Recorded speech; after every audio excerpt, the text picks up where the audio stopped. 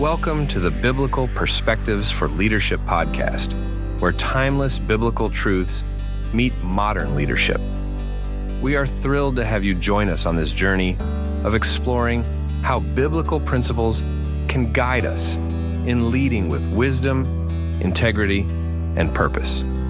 Whether you're leading in the church, your workplace, or your community, this podcast is designed to inspire, challenge, and equip you for the road ahead. Let's dive into today's conversation and discover how Scripture shapes the way we lead. Welcome back to Biblical Perspectives for Leadership. Today we're taking a deep dive into just an incredible story from the ancient world. One that offers really timeless wisdom, I think, for leadership principles, but also just for everyday life. We got some really rich material here to explore. A detailed look at Joseph's actions during, a monumental crisis. It's all laid out in the book of Genesis, specifically in Genesis chapter 47. Yeah, and our mission in this deep dive is really to pull out those core insights that can, genuinely help us be more effective, more thoughtful leaders, whether that's about managing resources, leading our teams, or even just navigating our own personal trials. It's just fascinating how this ancient story speaks so directly to challenges we still face today. Okay, so let's unpack this. The story kicks off in Genesis chapter 47, verse 1. Joseph goes and tells Pharaoh, hey, my father and brothers, they've arrived from Canaan, with everything they own. And they've settled in the land of Goshen, which the story points out is like prime pasture land. A strategic choice. Right, a very strategic spot. And what's insightful here, as we see right in Genesis chapter 47, verse 2, is how Joseph carefully selects just 5 of his brothers to present to Pharaoh. It's not just random, it feels like a calculated move. He's introducing his family, but in a way that maybe aligns with Pharaoh's interests, or at least presents them effectively. Mm-hmm. And Pharaoh, in Genesis chapter 47, verse 3, he just cuts straight to it, asks about their occupation. Yeah, and they respond really honestly, don't they? Your servants are shepherds. Simple as that. They also ask to stay in Goshen, explaining, the famine's bad, there's no pasture elsewhere. No spin. Exactly. No spin. And what's maybe a bit counterintuitive for us today, especially leaders in crisis, is that temptation to polish things up, hide weaknesses. They don't do that. They just state their humble profession, shepherds, which wasn't exactly high status in Egypt. Right. And yet, if we connect this to the bigger picture, look at Pharaoh's response in Genesis chapter 47, verses 5 and 6. It's incredibly favorable. He doesn't just give them Goshen, he even offers jobs for the capable ones managing his own livestock. Wow. So this opening bit, it just highlights how transparency, even vulnerability, can build trust. It can open doors. For you, the listener, it's a powerful lesson. Integrity in just presenting your situation, who you are, it can lead to these unexpected opportunities. It's leading with authenticity right from the start. That is a powerful point. Honesty as a strategic asset, almost. Okay, so he secured his brother's place. But then Joseph does something else, showing another side of leadership, honoring elders, maybe involving their wisdom. The story moves on to Joseph bringing his father Jacob to meet Pharaoh. That's Genesis chapter 47, verse 7. This feels like more than just, hey, Pharaoh, meet my dad. Oh, absolutely. It feels significant. And it raises an important question when Pharaoh, in Genesis chapter 47, verse 8, asks Jacob his age, a very direct personal question.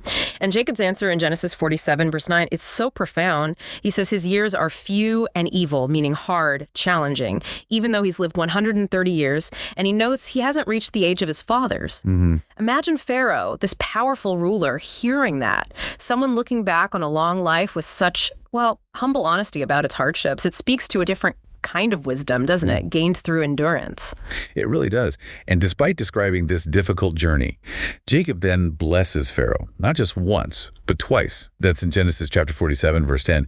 It's almost like Jacob, despite everything, carries this spiritual authority that even Pharaoh recognizes. That gesture of spiritual authority is absolutely critical here. Jacob represents God's covenant people, right? The lineage of promise. So even standing before the most powerful man on earth, he has this unique spiritual standing. The material really emphasizes how God's people can be a blessing and influence, even in foreign lands, even in powerful secular settings. Yeah. And Jacob's humility reflects deep spiritual maturity, but it doesn't lessen his spiritual significance. It underscores how, for you listening, your spiritual posture, your character, grounded in faith and humility, can impact those in authority around you. Maybe more than any formal title. It's that quiet power of character. The quiet power of character. Okay, so after these significant encounters, Joseph shifts focus back to his family's immediate needs. We see in Genesis chapter 47, verse 11, he settles them with property in the best part of Egypt, the land of Ramses, also known as Goshen, not just any land. Right, the prime real estate again. And what's fascinating is the detail in Genesis chapter 47, verse 12. Joseph doesn't just settle them, he consistently provides food. For his father, his brothers, their entire households according to the number of their little ones. That detail. Yes, it's not just a lump sum. It's ongoing, tailored provision during the famine. That level of meticulous care, right down to the kids, it's a powerful demonstration of God's provision channeled through Joseph's leadership. It really highlights that true leadership isn't just about the big picture, the grand strategies. It includes deep stewardship, real compassion, especially for those directly under your care. It really drives home that for leadership to work on the macro level, it needs that compassion on the micro level, doesn't it? Yeah. Ensuring that core unit, the family here, is secure before tackling the massive societal issues. Exactly. This short bit really shows that caring for your immediate circle in a crisis, it's not a distraction. It's fundamental to sustainable leadership.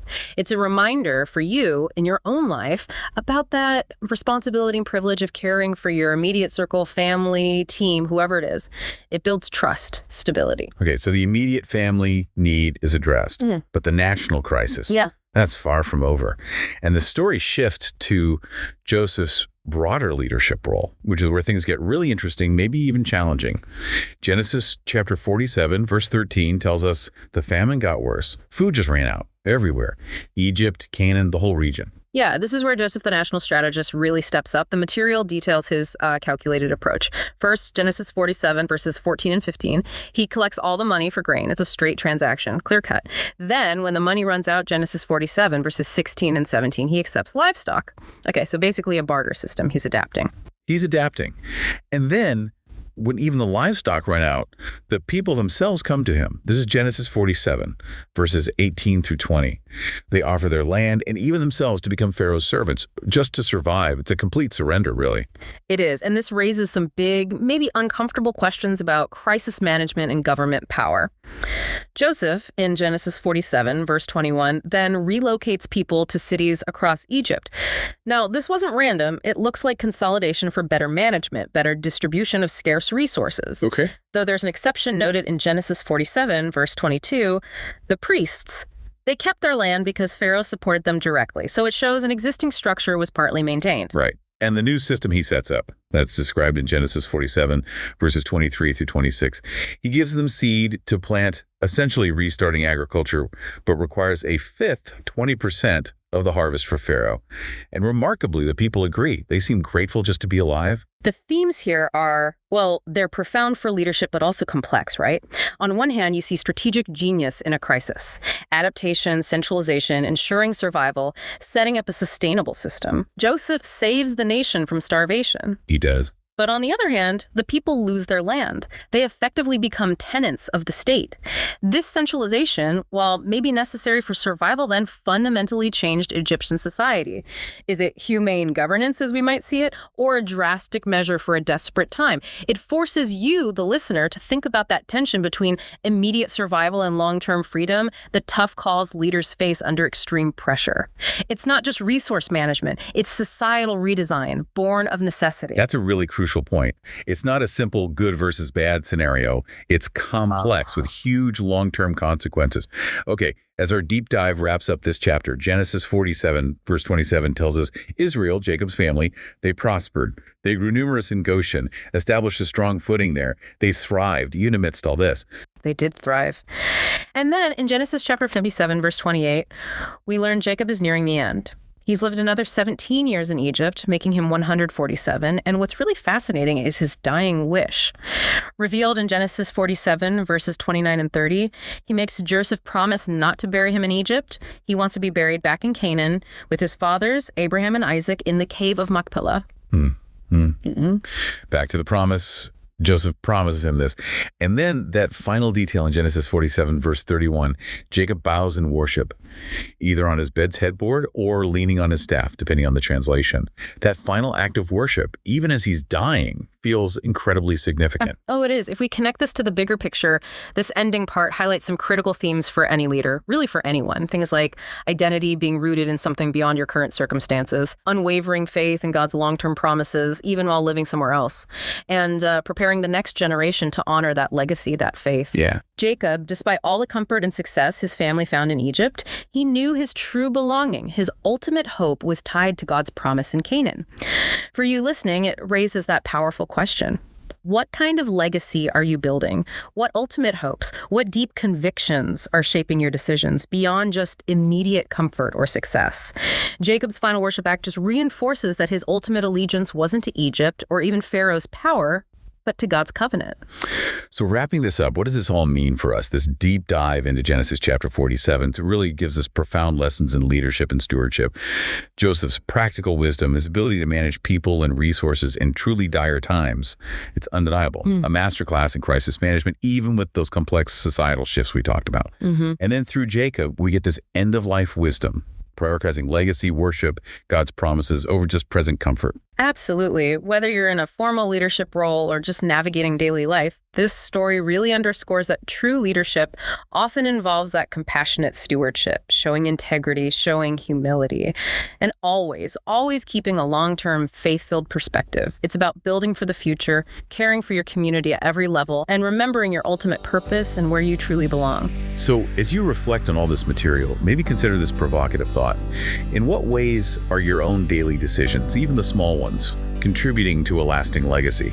One that reflects your deepest convictions and hopes, much like Jacob's final request did. What might that look like for you this week?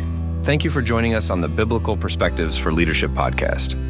I hope today's insights have encouraged and equipped you to lead with faith, wisdom, and purpose.